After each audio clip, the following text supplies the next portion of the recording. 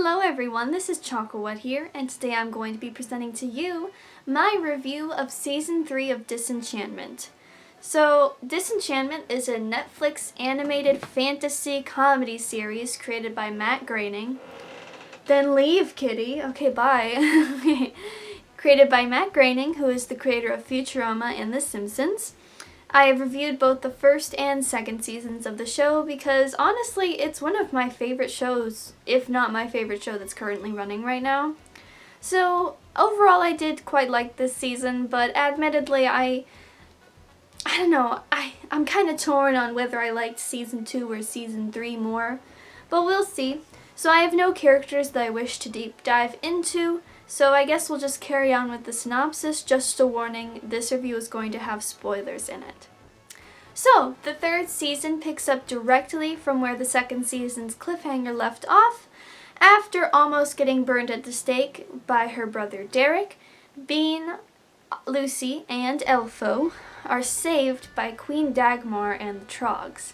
Now, if you remember, in the first season, Episode 4, Castle Party Massacre, there's a part where Elfo is walking down the stairs and he passes by what we think is kind of a gross reflection, but it's really a Trogg. So one of the things I really like about Disenchantment is all their foreshadowing that they had sprinkled through season 1, so it just makes it feel like the show is planned, you know? It makes it feel like they're really paying attention. Everything was supposed to happen. So the Troggs are back. While Bean and her friends are held captive by Dagmar and the Troggs, Oddval and the Grand Duchess's plan to kill Zog kind of comes to a fold. They use Derek to rule the kingdom with what they want. They impose like a very religious society, very restrictive on the people. And they capture Zog to have him buried alive. Now while he's buried alive, Zog starts to descend into madness. Bean, Lucy, and Elfo are able to uncover Dagmar's ruse, and the Troggs accidentally free Zog, so they are able to return to Dreamland with Zog. That's only like the first 2 episodes, my friends. So, Derek gives up being king, gives it back to his father, pardons his sister, and during Derek's wedding, his mother, Queen Una, returns to Dreamland. During the wedding of Prince Derek, the Grand Duchess makes a grand escape on a motorcycle to Steamland. Yay! And she is followed by Bean and Elfo. I loved Steamland so much, and it's like I knew they were gonna go back, but I'm so glad that they went back. Feverishly tracking the Grand Duchess, Bean and Elfo are separated, and Bean goes to work at a factory. She befriends a Steamland factory worker named Gordy, and Gordy assists Bean in trying to find the Grand Duchess. However, Bean then discovers that Gordy is the big boss of the factory. In the second season, when they go to Steamland, Bean goes to Steamland by herself with this asshole. And there they meet, well, she meets or encounters or is, well, actually this girl tries to kill her, but she has like blue hair and shaved sides of her head. Well, that girl shows back up working for Gordy, so things are afoot in Steamland. Gordy tries to strike a deal with Bean, saying that there is magic in Dreamland that he would like to get a hold of. However, the Grand Duchess tells Bean not to trust Gordy, so Bean leaves. She finds Elfo in a freak show, frees him, and they join with a mermaid named Mora and are able to escape back to Dreamland.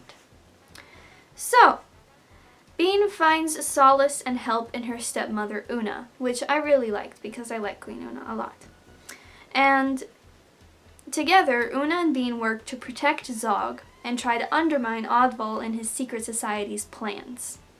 Unfortunately, Dreamland's safety is threatened by 1, ogres, and 2, a very creepy green fog, or green smoke, that is approaching Dreamland.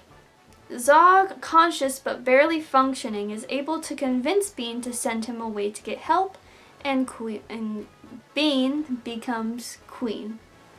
Which, woo! That's what we wanted, right? So the pattern I have noticed so far with Disenchantment is that the first episode or two are really, really strong. And then the story splits, with an A story with Bean and then a B story that takes place in Dreamland. The A story is generally quite good because Bean is well written and Bean has a lot of shit she's got to get done. Now, the B story often kind of lacks because I just feel like with all of the other kingdoms we've seen, Dreamland almost feels boring now. So in the middle of this season, I was kind of questioning where the end game was going to be. But as with the first two seasons, the last episodes reminded me of why I loved the show so much, because there was a lot of compelling storytelling and it left us on a major cliffhanger. So, as with season 2, my favorite parts of this season took place in Steamland. The careful world building that the writers have dedicated to this show is honestly astounding. And honestly, I almost wish that there could be like a comic book spin-off, maybe not even about Bean, but I know that they did Futurama comics. And I would love Disenchantment comics just so we can get more of this world that's so rich. Like we've seen so many kingdoms along with Steamland, and even in this season we got to go to Prince Merkimer's kingdom of Bentwood, which was a lot more Victorian and rich. And each new kingdom that Bean travels to seems to have a lot more power and intrigue than Dreamland. So that's why I think it's so interesting that it seems that all of them want a piece of Dreamland, or they want to be able to control Dreamland. There's magic in Dreamland that's more powerful. As Gordy or Elfo Gunderson said, there is power that resides within Dreamland that he wanted, and he has all of this science. So, you know, we got to see glimpses of Bean's power in this season in the form of like electricity that kind of came out of her hands. But maybe that could have been Dagmar, we don't know. And obviously Dagmar knows a lot of what's hidden in this kingdom. So anyway, let's move on to the parts I liked. I really, really loved the animation in this season. Disenchantment has a lot of beautiful animation.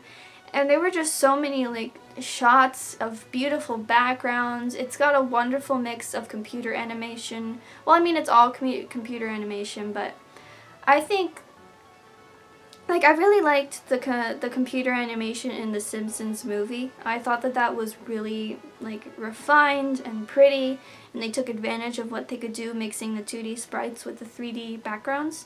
And I think that they're really carrying that on with Disenchantment. There's just a lot of beautiful backgrounds, and yeah. I loved that Bean was confirmed to be LGBT. She's either gonna, I'm assuming she's either bisexual or pansexual, or one of them, because they kind of hinted to it in season 2, and then in this season she fell in love with Mora, the mermaid. So I thought that that was really nice, because I didn't want them to be like, maybe Bean's queer, maybe we'll never show, but they were actually just like, yes, she's queer. I mean, it did end sadly, which unfortunately is a trope with a lot, but she's queer nonetheless. Keeping on with the queer, I loved Oddval and Sorcerio, that their relationship has lasted this long. They're both kind of morally neutral, evil, and I love them. I love that their relationship isn't always shown to be amazing, because relationships, you know, they have their ups and downs. So I'm really glad that we got to see all of that with Oddval and Sorcerio. And obviously it's Maurice LaMarche and Billy West, and they are wonderful actors, and it's so fun to have them play this couple. I loved Elfo Gunderson. I thought he was hilarious.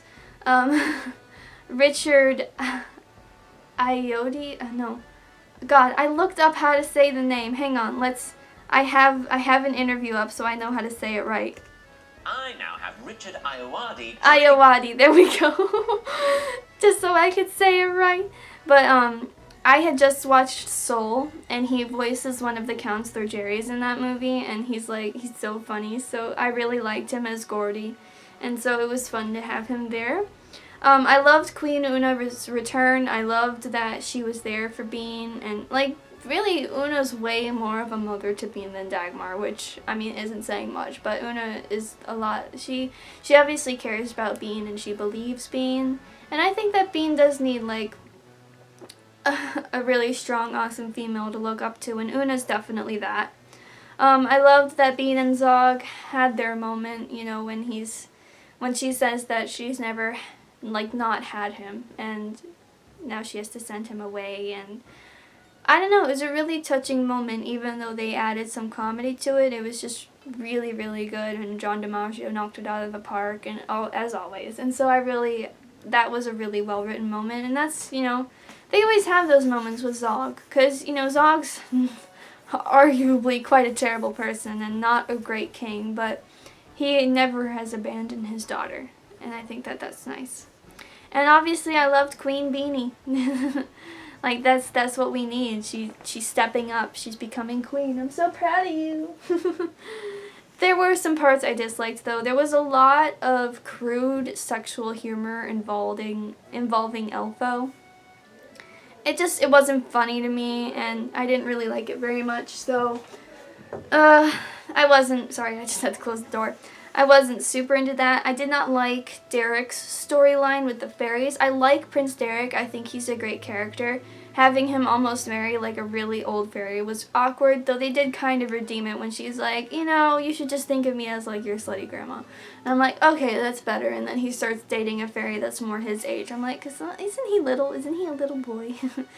But I guess he's a teenager now.